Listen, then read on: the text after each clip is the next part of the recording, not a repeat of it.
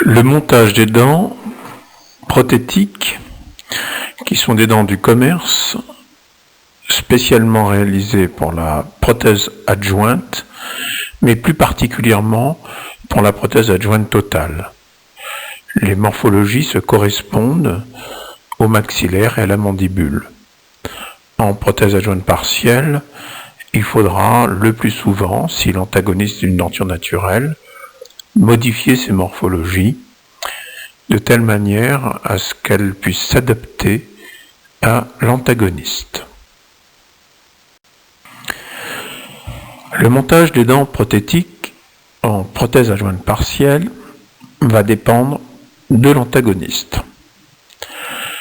Si l'antagoniste est une prothèse adjointe totale, nous aurons alors les mêmes règles qu'en prothèse adjointe totale, avec comme pour objectif un schéma occlusal bilatéralement équilibré.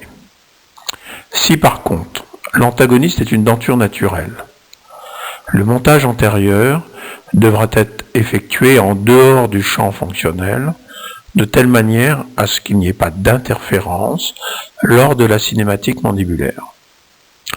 Le montage postérieur devra donner la priorité au verrou de l'occlusion au niveau des 6. Ce verrou de l'occlusion est nécessaire d'une part pour la stabilité occlusale, d'autre part pour avoir une position unique permettant la déglutition et telle que on ait une posture mandibulaire qui soit dans le cadre d'une relation mandibulo-maxillaire dite de référence. Les dents du commerce sont montées dans un matériau qui est de la cire. Ce matériau présente un problème important qui est celui de la variation dimensionnelle en fonction de la température. Nous voyons en bas et à droite une dent placée dans une cire chaude. Cette cire est ensuite refroidie et nous voyons à ce moment-là qu'il y a une différence dans le positionnement de ces dents. Il faudra donc le prévoir. D'autre part, pour déplacer une dent dans un bourrelet en cire, eh bien, il faut procéder par la technique suivante. Nous avons sur la photo du haut la volonté de déplacer, de distaller le collet de cette dent de telle manière à ce que le bord libre soit parallèle à la ligne bupillaire représentée ici par un axe noir. Eh bien, nous allons réchauffer l'endroit vers lequel nous voulons aller, c'est-à-dire l'emplacement représenté par la flèche rouge, et ensuite exercer une pression au niveau de la flèche verte et ainsi obtenir le déplacement de la dent. Il faudra ensuite refroidir et vérifier le positionnement de la dent. Pour ma part, le montage des dents antérieures en prothèse adjointe se fait suivant la technique dite de la mémoire tissulaire.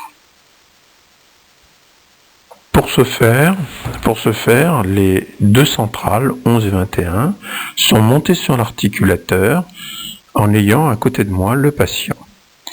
Les deux dents étant montées suivant des données anatomiques, elles sont ensuite mises en bouche, reportées en bouche, et nous vérifions alors le positionnement de ces dents avec l'aide du patient, sans qu'il se regarde dans un miroir, évidemment, pour empêcher toute perturbation d'image visuelle. La première question qui est posée au patient est de savoir si la dent est trop en avant ou trop en arrière. Et on va ainsi, avec son aide, positionner un peu plus en arrière ou un peu plus en avant les dents en faisant une comparaison entre la 11 et la 21. Ce premier positionnement ayant été obtenu, nous allons ensuite vérifier la longueur. Nous allons donc demander au patient s'il trouve que sa dent est trop courte ou trop longue. Et nous allons vérifier cette longueur en faisant le test de Fèvre, en expliquant au patient que le bord libre doit venir effleurer la lèvre inférieure. Ce Deuxième positionnement obtenu, nous allons ensuite vérifier les rotations dans le sens horaire et anti-horaire, toujours par comparaison entre la 11 et la 21. Et ainsi, de proche en proche, le patient va nous permettre de situer la 11 et la 21. Ceci réalisé, nous allons procéder de la même façon pour la 12 et la 22, puis ensuite la 13 et la 23. Nous voyons sur l'exemple qui est ici que 4 dents ont été placées et nous voyons par les rotations et positionnements de ces dents que ce sourire est animé. Cette animation correspond généralement aux photos préexceptionnelles que le patient a apportées s'il les a. Le fait que le patient ait accepté le positionnement de ses dents sans les voir amène le patient à mieux intégrer ce sourire et à mieux l'accepter. Le montage d'une dent se réalise suivant 3 plans. On vérifie son axe dans le plan frontal, comme ici, dans le plan sagittal. Dans le plan occlusal, on vérifiera la rotation horaire ou anti-horaire de cette dent. Pour ce qui concerne les 11 et 21, c'est-à-dire les deux centrales, le bord libre doit toujours être parallèle à la ligne bipupillaire, ce qui permet à ce moment-là de situer l'axe de ces dents de manière correcte, telle que le pied soit très légèrement distallé. Nous voyons sur cet exemple que la 21 a un bord libre qui nécessite une correction de cette position. Le montage sur l'articulateur des dents se fait suivant des données anatomiques. Pour ce qui est des deux centrales 11 et 21, dans le plan frontal, nous voyons que ces deux dents ont des bords libres strictement parallèles à l'axe charnière de l'articulateur, c'est l'axe jaune que l'on voit ici sur la photo, et qui est en fait une parallèle à la ligne bipupillaire des yeux. Ceci situe automatiquement le grand axe de ces dents dans le plan frontal. Dans le plan sagittal, les deux centrales 11 et 21 sont perpendiculaires au plan de Francfort, c'est-à-dire perpendiculaires à la branche supérieure de l'articulateur. Dans le plan occlusal, 11 et 21 se situent entre deux traits, le trait frontal antérieur noir qui limite le rebord du boxage du modèle et le trait frontal postérieur noir qui passe par la papille bunoïde. Effectivement, le pied de ces dents se trouve forcément en avant de la papille bunoïde. On peut remarquer aussi que la rotation de ces deux dents, 11 et 21, est telle que cette rotation horaire et anti-horaire fasse que ces deux dents s'inscrivent dans une courbe incisivo-canine.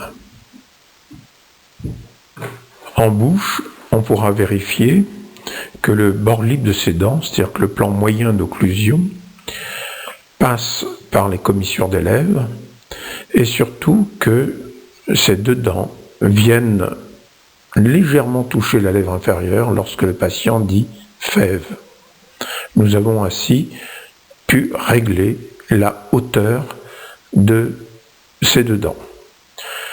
Ensuite, pour ma part, je fais appel à la mémoire tissulaire et je règle immédiatement, j'anime immédiatement ces deux dents avant de monter la 12 et la 22. Dans le cas le plus général de l'exercice de la plupart des praticiens, le montage est entièrement réalisé de 13 à 23 au laboratoire et ensuite animé au cabinet.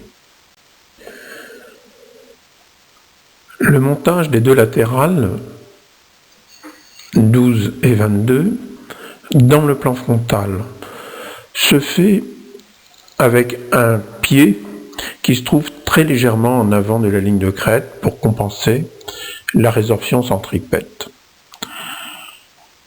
Dans ce même plan frontal, le bord libre peut être soit à la même hauteur que celui des centrales, soit très légèrement au-dessus.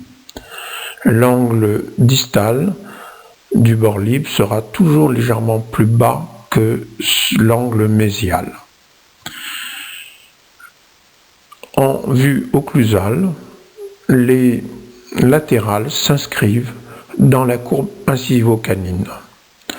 Ce sont des dents qui peuvent être légèrement positionnées en vestibulaire ou légèrement palatinées, de telle manière à donner un certain relief au sourire. D'autre part, comme on le voit en bas et à droite, les deux latérales doivent venir toucher la lèvre inférieure suivant une ligne qu'on appelle la ligne du sourire. Le montage des deux canines 13 et 23 est un montage déterminant pour l'esthétique du sourire, mais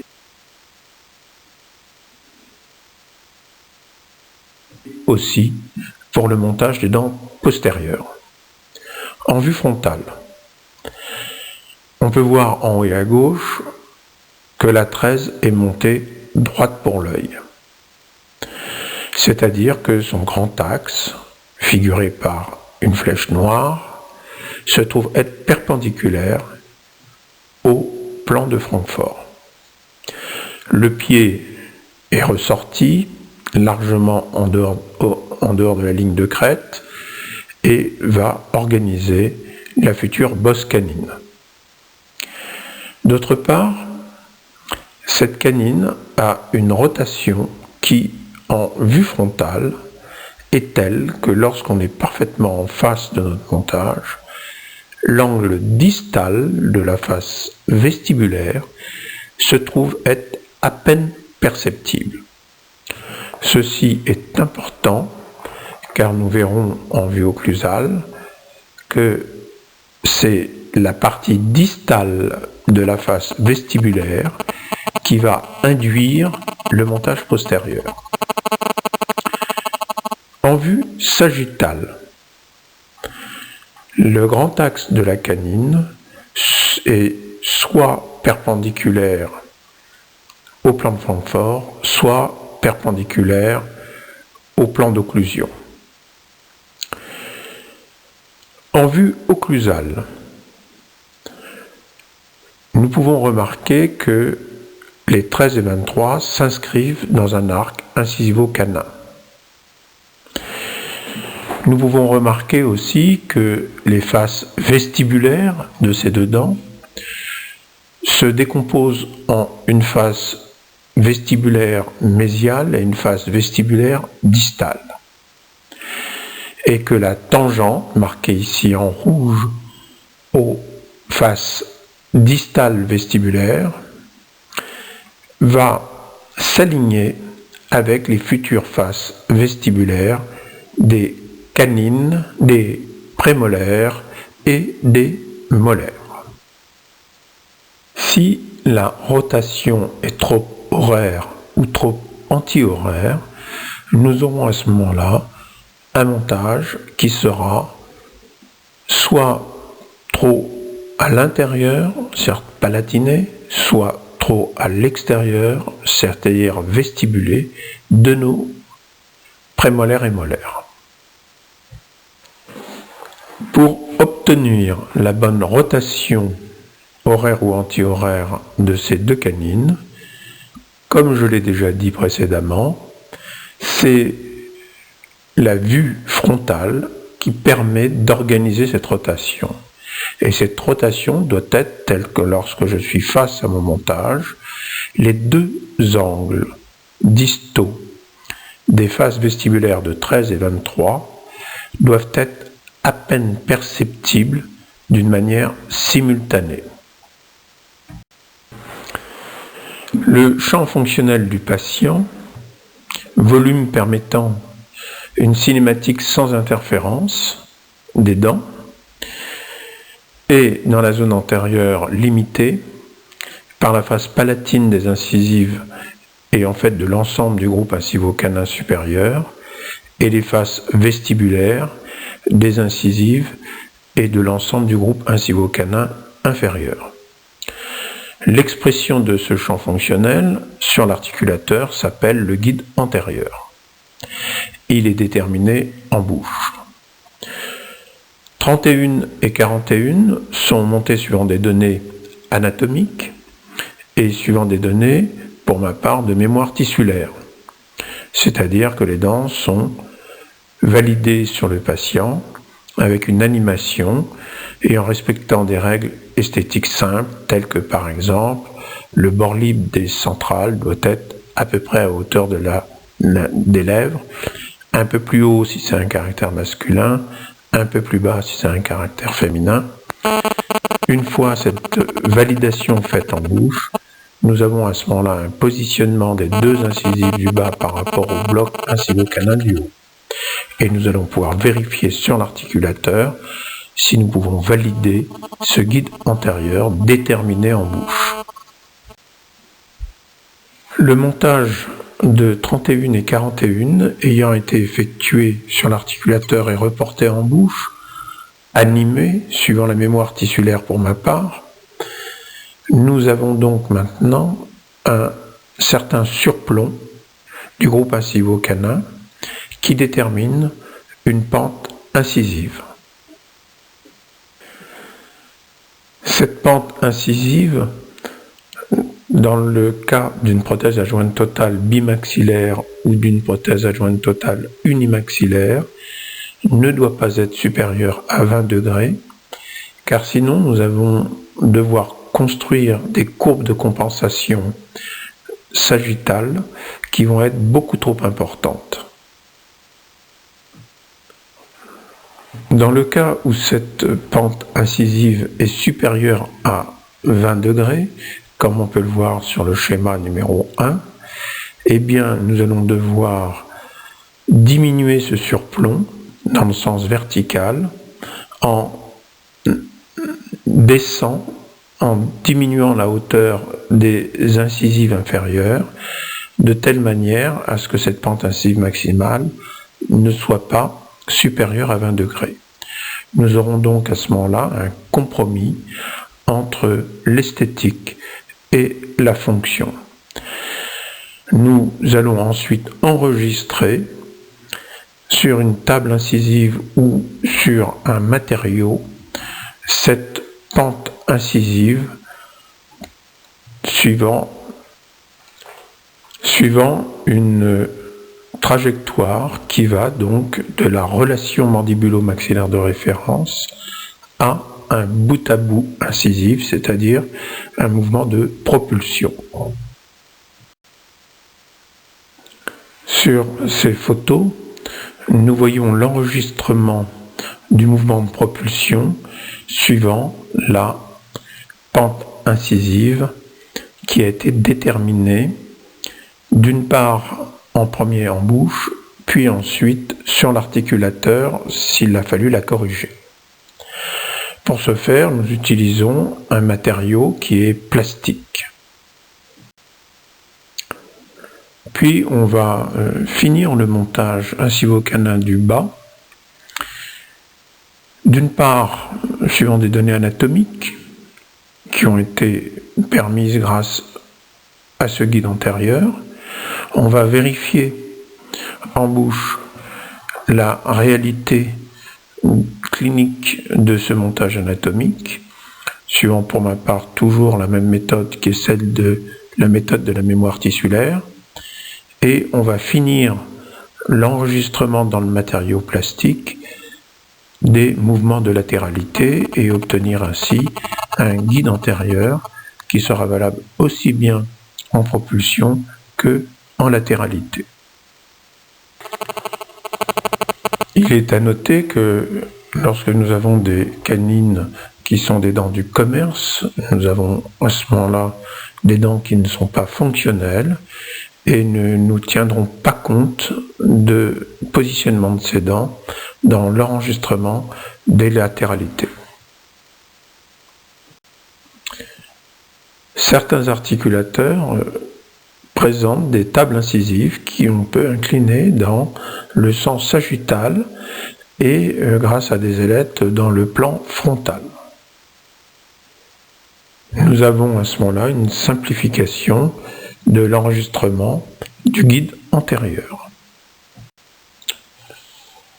Le montage du groupe incivo-canin inférieur se déduit du montage du groupe incivo-canin supérieur. C'est pour ça qu'il est généralement fait suivant des données anatomiques telles que nous ayons une homothétie entre la courbe incivo-canine supérieure et la courbe incivo-canine inférieure. La deuxième clé de ce montage incivo-canin inférieur est le fait que généralement les latérales 42 et 32 ont un grand axe perpendiculaire au plan d'occlusion. Le plus souvent, le pied du groupe incisif se trouve en dehors de la ligne de crête, du fait que cette ligne de crête à la mandibule se résorbe généralement de manière centripète dans la zone antérieure. Le montage des incisives centrales 31 et 41 a été effectué avec un pied en dehors de la ligne de crête, mais tel que le collet soit légèrement en retrait par rapport à celui de 32 et 42. La position verticale du bord libre des incisives 31 et 41 a été déterminée en bouche en fonction de la lèvre inférieure. Nous avons ensuite réalisé, comme vu précédemment, un mouvement de propulsion de l'articulateur permettant d'enregistrer le guide antérieur. La rotation en vue occlusale de ces deux dents sera donc fonction de la ligne incivo-canine inférieure qui se déduit de la ligne incivo-canine supérieure. L'articulateur étant en propulsion, il sera bloqué donc en propulsion et le montage sera réalisé en propulsion. Ainsi, nous serons sûrs d'avoir une homothétie du montage supérieur et inférieur. L'articulateur étant toujours bloqué en propulsion, nous allons maintenant procéder au montage de la latérale. Le pied de la latérale se trouve très légèrement en dehors de la ligne de crête pour compenser la résorption. Son bord libre va venir donc s'appuyer sur la ligne incivo-canine supérieure, ce qui va permettre de définir sa hauteur et de définir sa rotation. Son grand axe est perpendiculaire au plan d'occlusion. Cette dent est la dent référence permettant de connaître les grands axes des centrales et de la canine. L'articulateur étant toujours dans sa position initiale en propulsion, nous avons monté la latérale, puis maintenant nous montons la canine. Seule particularité du montage de la canine, c'est que son collet le pied de la canine sera largement à l'extérieur de la ligne de crête, ce qui fait que les collets de la centrale latérale et de la canine réaliseront un mouvement que l'on peut voir en fonction des flèches jaunes indiquées 1, 2 et 3. Ce mouvement correspond en fait à un axe qui serait légèrement vestibulé pour la centrale, qui serait parfaitement perpendiculaire au plan d'occlusion pour la latérale, et un axe qui serait lingualisé pour la canine. Le bord libre de la canine, ou plus précisément sa pointe, vient s'articuler en propulsion toujours avec la ligne incivo-canine supérieure. Très souvent, il faudra modifier la morphologie de cette dent qui ne doit jamais être fonctionnelle puisqu'il s'agit d'une dent du commerce et qu'elle ne peut pas établir de fonction canine n'étant pas capable d'organiser un réflexe proprioceptif. Le montage complet du bloc incivo-canin de 33 à 43 étant effectué, nous revenons à la relation mandibulo-maxillaire de référence et nous avons à ce moment-là un surplomb qui est limité par deux courbes homothétiques que sont les lignes incivo-canines supérieures et inférieures. Nous allons maintenant réaliser le montage postérieur des dents postérieures, c'est-à-dire des prémolaires et des molaires. Pour ce faire, nous avons besoin d'un bourrelet qui va nous servir de table de montage. Ce bourrelet est réglé suivant le plan d'occlusion. Ce plan d'occlusion est déterminé par le montage antérieur et déterminé dans sa zone postérieure, par exemple, par la règle des 2/3 et 1/3 supérieurs du trigone. Plus précisément, ce bourrelet peut être vérifié en bouche de telle manière à ce que le plan d'occlusion de ce bourrelet coïncide ou soit légèrement en dessous de la ligne de grand contour de la langue repos ou du modiolus. Nous avons ensuite repéré sur le bord du modèle l'emplacement de la 5 et de la 6 inférieure. Parce que cet emplacement va nous permettre de savoir quelle est la situation et l'orientation de la ligne de crête inférieure. La projection de cette ligne de crête inférieure est réalisée sur la surface occlusale du bourrelet en cire. Nous avons ainsi déterminé l'emplacement des cuspides palatines, des prémolaires et des molaires. Des faces palatines, des prémolaires et des molaires supérieures, ce qui implique que les fosses correspondantes des molaires inférieures sera sur la ligne de crête inférieure. Nous réalisons alors le montage de 14, 15 et 16. 14 et 15 doivent être perpendiculaires au plan d'occlusion. C'est-à-dire que sur la photo qui est présente, nous allons mésialer les pieds de telle manière à ce que les flèches noires coïncident avec l'axe rouge perpendiculaire au plan d'occlusion. La 6 va être pré-inclinée d'environ 5 à 6 degrés, ce qui permettra de réaliser une courbe de compensation. Comme nous l'avons dit précédemment, les cuspides palatines de 14, 15 et 16 se trouvent alignés sur la ligne de crête, sur la projection de la ligne de crête inférieure, sur la surface occlusale du bourrelet. Nous remarquons sur cette photo en vue sagittale que la canine a une variabilité de son axe qui va de la perpendiculaire au plan d'occlusion à la perpendiculaire au plan de Francfort. Par contre, les 14 et 15 sont strictement perpendiculaires au plan d'occlusion et la 16 amorce la courbe de compensation en ayant une pré-inclinaison de l'ordre de 5, 6 ou 7 degrés. La 7, on le verra, sera encore un peu plus inclinée, de telle manière à ce que la courbe de compensation, qui est nécessaire en prothèse complète, permette d'avoir un schéma occlusal bilatéralement équilibré. Ceci, évidemment, dans le cadre d'une prothèse adjointe totale ou d'une prothèse adjointe totale, qu'elle soit bimaxillaire ou unimaxillaire. Dans le cas d'une prothèse partielle, l'inclinaison de la 6 et de la 7 sera fonction des dents naturelles, antagonistes.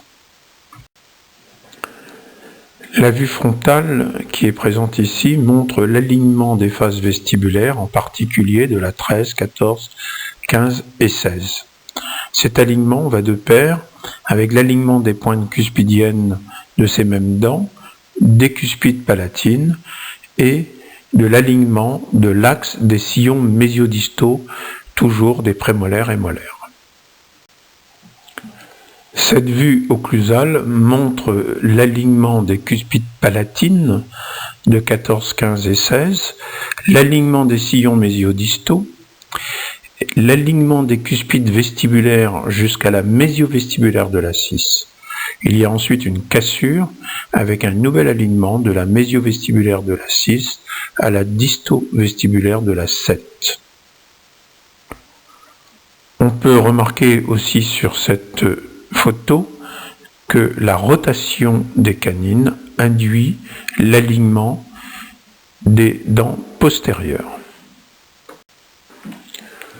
Le montage fonctionnel du groupe molaire implique maintenant des recommandations. Ces recommandations, c'est d'abord de monter la 6 inférieure en premier, de telle manière à ce qu'elle soit toujours en normocclusion, que ce soit en prothèse partielle ou en prothèse totale. Du fait simplement que les morphologies des dents du commerce sont faites pour coïncider. Deuxième recommandation, c'est que l'axe, le principal axe de la 6 supérieure et de la 6 inférieure coïncide, de telle manière à ce que ces deux dents puissent, suivant les mouvements de prothèse complète, avoir tout le temps des contacts, que ce soit en propulsion ou en latéralité, ou en prothèse partielle si l'antagoniste est une denture naturelle, ne pas avoir de contact. Mais les deux axes doivent toujours coïncider.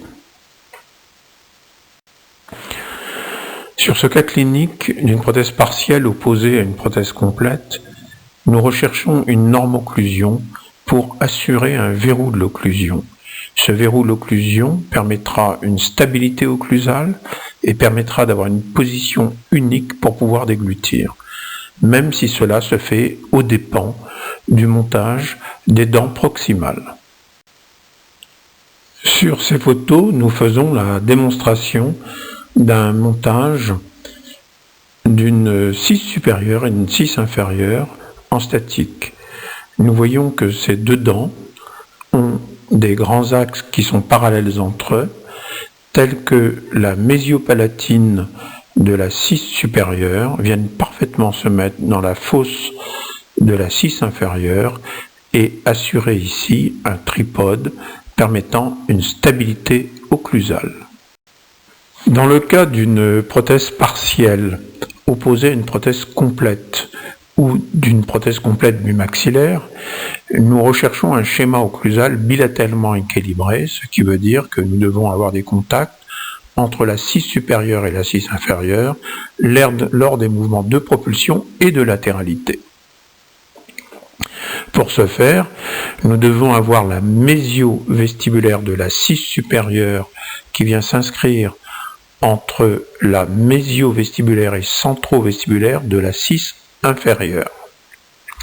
Nous devinons que la mésiopalatine de la 6 supérieure va s'inscrire, elle, entre les deux cuspides linguales de la 6 inférieure.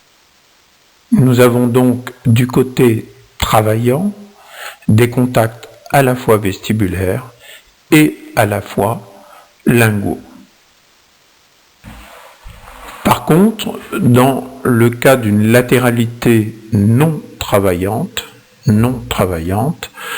la cuspide mésiopalatine va venir emprunter, comme on le voit en bas à droite, emprunter le sillon distovestibulaire de la 6 inférieure et venir s'inscrire entre la cuspide centrovestibulaire de la 6 inférieure et distovestibulaire de la 6 inférieure.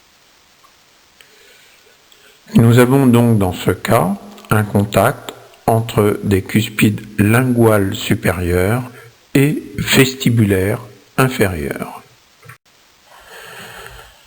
Le montage de la 6 supérieure et de la 6 inférieure, lorsqu'il s'agit d'un schéma occlusal bilatéralement équilibré, c'est-à-dire en prothèse complète ou en prothèse partielle opposée à une prothèse complète, nous devons avoir des contacts en propulsion. En particulier, la mésiopalatine doit venir dans la fosse de la 6 inférieure. Nous remarquons sur ces photos que nous avons un montage qui est en contact en propulsion, non seulement au niveau des 6, mais des prémolaires et des molaires. Notre séquence de montage est qu'une fois obtenu des contacts statiques et dynamiques au niveau de 16 et 46, nous allons effectuer le montage en dynamique de 26 et de 36. Les 4 6 ayant été montés en statique et dynamique, nous réalisons alors le montage des prémolaires et nous terminons par le montage des deuxièmes molaires.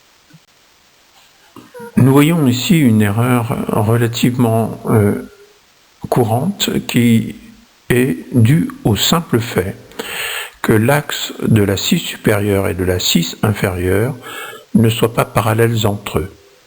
Il sera donc à ce moment-là impossible d'obtenir des contacts, que ce soit en propulsion ou en latéralité. À partir du moment où nous modifions l'axe, que ce soit de la 6 inférieure ou de la 6 supérieure, il faudra donc modifier l'axe de la dent antagoniste pour qu'elle soit toujours dans le même rapport. Dans le même rapport, que ce soit en statique ou que ce soit en dynamique. Que ce soit en prothèse complète ou en prothèse partielle opposée à une prothèse complète ou à deux prothèses partielles opposées l'une à l'autre de grande étendue, comme dans toute denture, nous devons avoir une stabilité occlusale.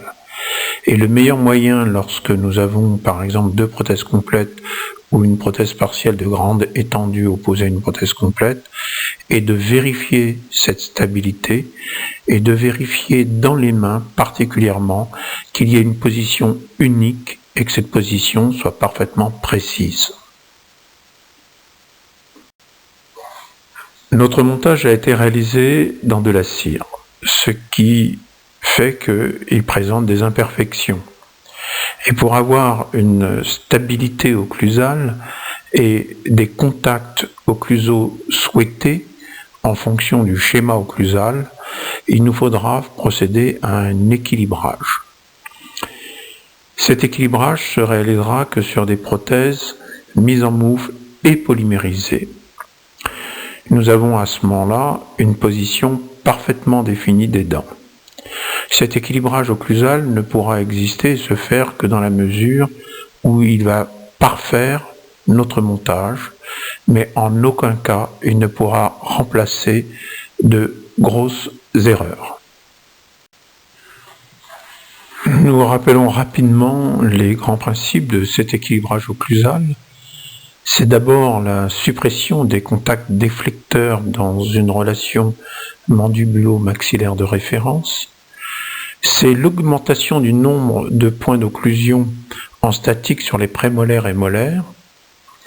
C'est avoir des contacts très légers au niveau du groupe antérieur en prothèse fixée ou proche, ou des schémas occlusaux proches de la prothèse fixée, ou carrément absents sur le secteur antérieur pour le schéma occlusal bilatéralement équilibré. Cette équilibration se fait de manière soustractive ou additive en fonction de la dimension verticale de déglutition. Et l'organisation des trajectoires des versants cuspidiens doit être faite en dynamique avec des contacts cuspidiens s'il s'agit d'un schéma occlusal bilatéralement équilibré, mais sans contact cuspidien en dynamique s'il s'agit des autres schémas occlusaux, étant donné qu'on ne veut pas avoir d'interférence. Nous pouvons voir pour cela le protocole d'équilibration. Une remarque importante concernant les grands édentements ou la prothèse adjointe totale, unie ou bimaxillaire. Nous voulons obtenir un schéma occlusal bilatéralement équilibré. Nous avons dit qu'il était nécessaire d'avoir une stabilité occlusale dans les mains et de pouvoir réaliser dans les mains les mouvements de propulsion et de latéralité. Encore faut-il que ces mouvements obtenus dans les mains correspondent à ceux du patient. C'est-à-dire que l'organisation des trajectoires par le montage et l'équilibrage a été effectuée sur un articulateur qui ressemble au patient, qui donc a été programmé pour ce patient. Les buts d'un montage de prothèse adjointe partielle ou totale sont la fonction esthétique et la réalisation d'un schéma occlusal défini. Ce montage doit être parfait par un équilibrage.